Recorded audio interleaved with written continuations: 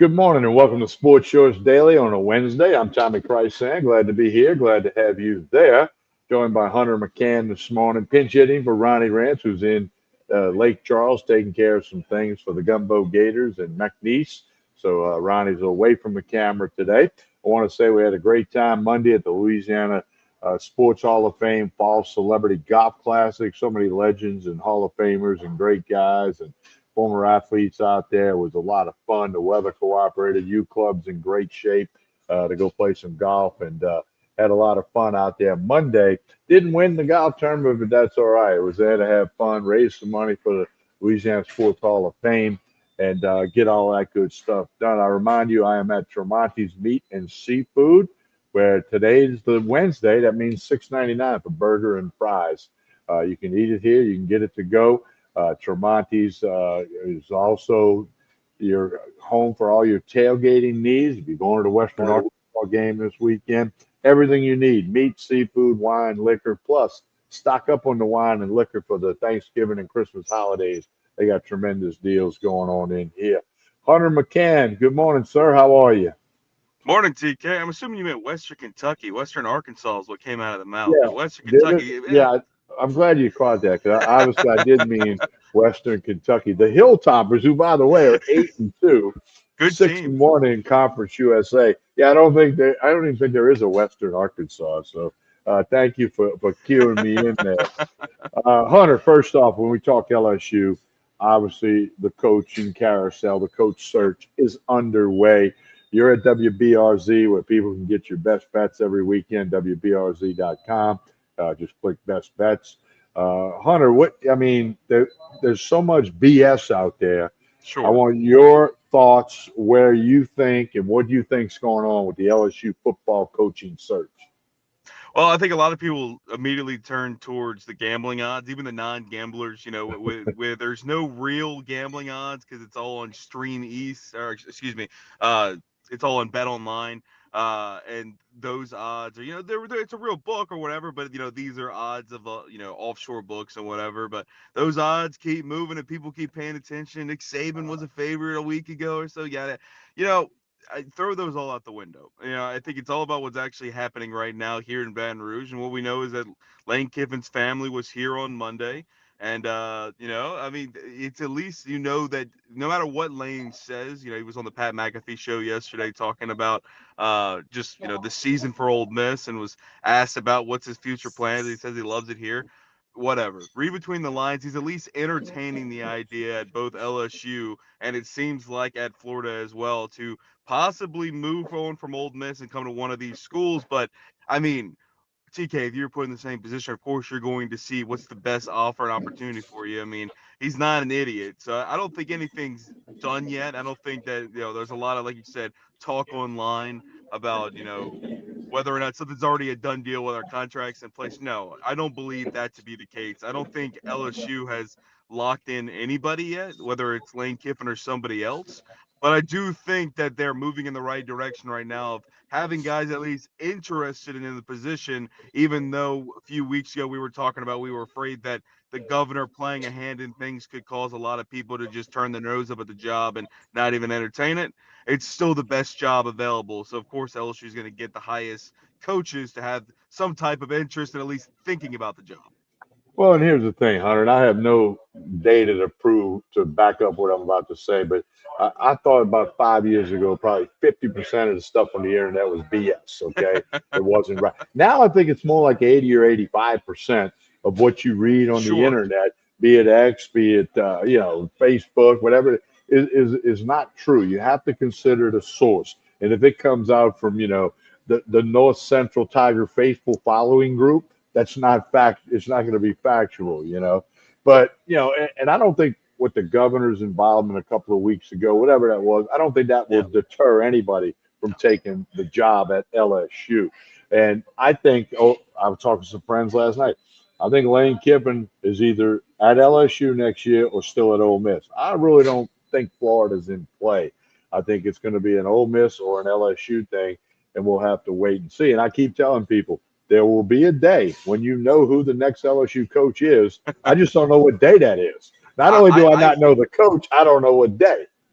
I have a feeling that we'll know something in about maybe 3 weeks or so. I think it's going to be shortly after the end of the regular season that we find out something or start hearing that something truly is in the works. Whether that's with Kiffin or somebody out of right field, I don't know. But I think we're getting closer and closer to that date, and there's a lot of like I said, I agree with you. Personally, I think it's Ole Miss or LSU for Kiffin, just because both those schools are going to throw everything they can, and whatever Florida throws at him, LSU will match, and if not, exceed that offer. It's really, can Ole Miss keep up with LSU, and is the money really the difference maker for Kiffin, or does he really believe that what he's doing at Ole Miss and the support he has there is enough to keep him in the long run? Because, I mean, it's a it's a upgrade if he leaves Ole Miss and goes to Florida or LSU for sure. It's just in his eyes is relocating the family and the money worth doing all that. Yeah, well, and time will tell on this. Hunter, what about this scenario? If we get to the 12-team playoff, okay, and LSU has not announced a new head coach yet, do you think that means that coach is one of, in the playoffs? And certainly we know they're not getting Ryan Day from Ohio State and they're not getting Kirby Smart, but there could be a coach who they really want, be it Lane Kiffin, be it John Sumrall, or whomever that might be in the playoffs. So I think if they don't name a coach by the time the playoffs start, that means that person's still coaching. And I agree with you. I mean, I think that LSU would be putting themselves way behind the eight ball if they weren't we didn't have a coach by that point, unless you're really throwing everything you can at a guy that's obviously still coaching for that for this season in the playoffs. And the only reason that they do that is if they have a true agreement behind closed doors with one of those coaches. And usually when those situations have happened in the past, because this wouldn't be the first time since the college football playoff that teams have done this and waited for a coach to finish coaching through there to officially announce him as their head coach. But usually smoke starts to billow out and then you start to realize what's happening. If that were to happen, I think we would get a lot of movement behind happening that would kind of resurface online, and then you have to figure out, all right, what's real and what's BS, like you said. Yeah, so we'll go from there. Hunter, the New Orleans Saints, 325 kick in the dome this Sunday against the Falcons, who are 3-7. The Saints are 2-8. Falcons were a point and a half favorite when I did Sports Shores Daily from the U Club on Monday. Now the Saints are a point and a half favorite. Explain why that is. Kirk Cousins. I mean, it is Kirk Cousins because Michael Penix is not going to play in this game. It all comes down to the fact that Kirk Cousins has not looked good the last year or so when been put into ball games. It really Penix had kind of elevated the offense to finally find their group with a lot of weapons like Drake London and Kyle Pitts and Bijan Robinson. But Drake London may not go. Kirk Cousins is going to be the starting quarterback. The Saints, who have not looked great this year, but with a rookie quarterback and Tyler Shuck, played their best game of the year going into Carolina and getting a victory. And now you come back home after a week of rest and extra time to prepare, and you play a Falcons team that really feels like they have underperformed at all sorts this year. I mean, the Falcons thought that they would be at least in the playoff hunt, and now they have the opportunity to be at the very bottom of the NFC South if the Saints get the victory this week, and something that we never thought the Saints would ever climb out of the basement. So there's a chance that we see them do something, and we always know how crazy the Falcons Saints game is. It doesn't matter who's a quarterback or who the pieces are on the rest of the team. It's always a entertaining game, especially in the Superdome. So would not surprise me. The Saints probably should be favored the way that they have been playing the last few weeks. And the Falcons are on the decline. So it should be a good game. It's one of those things for Saints fans. It's like, all right, I want to, do you want to beat the Falcons? Because that's another W and another opportunity to move down on the draft list and get further and further away from that number one overall pick. Well, and I read today the Saints are going to wear black helmets, black jerseys, black pants. It's going to be like Yeah, a what do you think of that? blackout thing. Well, I'm just, I'm old school. Get off my lawn. But the Falcons' predominant color is black. So obviously Yeah. they're going to wear white or something, But anyway, it's not the uniform; it's who's wearing the uniform. Hunter, LSU men's and women's basketball. The women are 5-0, scored 100 plus points in every game against the air. Men with a win over Alcorn, big second half last night, are 4-0. Yep. They're scoring a lot of points too. Not as many as the women, but LSU basketball, even in the softer part of the schedule, both the men and women looking pretty good. Well, the women have looked super efficient. I mean, all the way through. I mean, you've had a few hiccups here and there at the beginning of the season, sure. The men a little bit scary last night. I think it was a 6 point game or 8 point game at halftime, and that one, and then they blew the doors open and won by 26. And really because of the control in the paint with Michael Nwoko. I mean, he's a great addition to this team. And Matt McMahon talked about it last night of just like they just didn't have the urgency and it felt like they just didn't have everything out of the gate. And they didn't really change much at halftime. They just kind of recollected themselves and came out and played with a lot more urgency. And it was very interesting to see how the team dynamic kind of went of rebounding the ball, because that was really the difference maker in my opinion, of being able to get those second chance points off the offensive glass. And they did that so well with a multitude of guys. But Nwoko had 29 points and kind of had a breakout game. And he's a scary guy, TK, 6'10", and just absolutely makes his presence felt in the paint. He's going to be a huge key part to this LSU team, especially once again the conference play. And he's very athletic, and of course that matters. So if you're athletic on both ends of the floor, that's a really good thing. Hunter, final topic: the New Orleans Pelicans, 2-12. Okay, fired their coach. How about this? I had the Oklahoma Thunder minus 17 and a half the other night.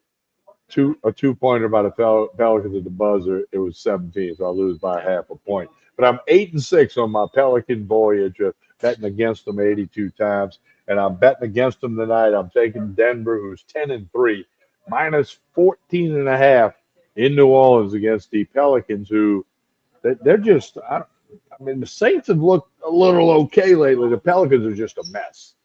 No, no. I mean, there's nothing to be excited about. I mean, Zion right now is not playing. You don't have a head coach. You're 10 games back from 500, and the crowds are dwindling in the Smoothie King Center. There feels like no juice to this team, which really sucks because there's a lot of talent on this team, TK. And I mean, and you also spent a lot of draft capital on a lot of these players that are just not making a difference on the scoreboard. I mean, and I don't know where you go if you're the Pelicans now. You just don't have anything to look forward to. And at this point, you're going to lose 20 games before you win five.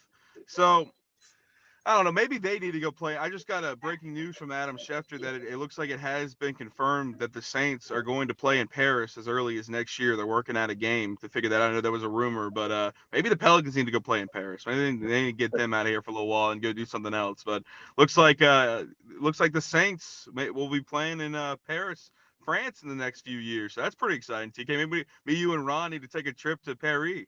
Yeah, we got to do Sports Shorts Daily or Sports Shorts Radio from Paris. I'm in. I can go for that. I've never been to Europe. Have you ever been over to Europe? I've been to Europe. I've never been to Paris. I actually went to the London game a few years ago when the Saints played the Vikings. Okay. That was a ton of fun actually. The international games get a lot of flack because it's like, why are you doing it? But I will say, a great opportunity to explore another country if you've never been and watch football. And it was actually kind of cool in that situation because we were sitting by a bunch of people that were from Norway, and they had taken the train in to London just to watch the football game, and it was a bunch of guys like all decked out in different NFL jerseys, and I was like, oh, did y'all just buy random jerseys? They're like, well, actually, like 6-7 years ago or whatever, 8 years ago, we were looking to see what we wanted, getting into the NFL, and we all just kind of like picked a team, and we just been following them since then. So they all had different. We had Ravens jerseys, Saints jerseys, Vikings jerseys, Browns jerseys. And they were like, yeah, we follow it really religiously. We got to stay up really late at night to watch some of the games or whatever. But it's just kind of cool. Like, it does seem like there's an international crowd that is trying to figure out how football works and buy in. And if you're really a true Saints fan, then gives you the opportunity to go see London in my case, or Paris in a year or two, TK. Hunter, before you get out of here, tell everybody how they can keep up with all the stuff you're doing at WBRZ, all the coverage that y'all have of sports all over the place. Give everybody your social media and how they can keep up at WBRZ. Yeah, you can follow me on X at McCann_Hunter. That's MCCANN. _Hunter. And then over at WBRZ, you can go to WBRZ.com, click on the sports tab, and then best bets. I post best bets for a multitude of sports Friday through Sunday. We're doing really well in college football, TK.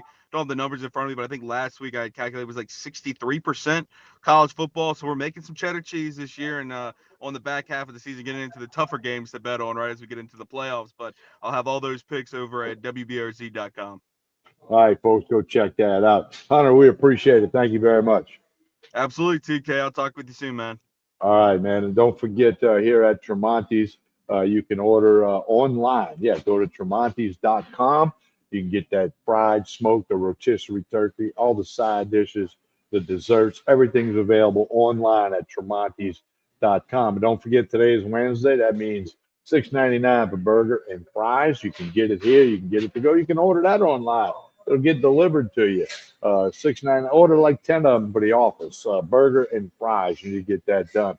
Hey, don't forget Court Street Cafe in Port Allen. I'll be out there this Friday for a Friday appearance of Sports Shorts Daily. Since Monday, I was out at the U Club for the Louisiana Sports Hall of Fame golf tournament, celebrity golf tournament. So we'll be at Court Street Cafe this Friday. We'll tell you all about their Saturday night steak special and their Sunday brunch at Court Street Cafe. All right, appreciate Hunter McCann pinch hitting for Ronnie Rance. Ronnie will be back Friday when I'm at Court Street Cafe. Like and share this show, whether you're watching on YouTube, Facebook, or X.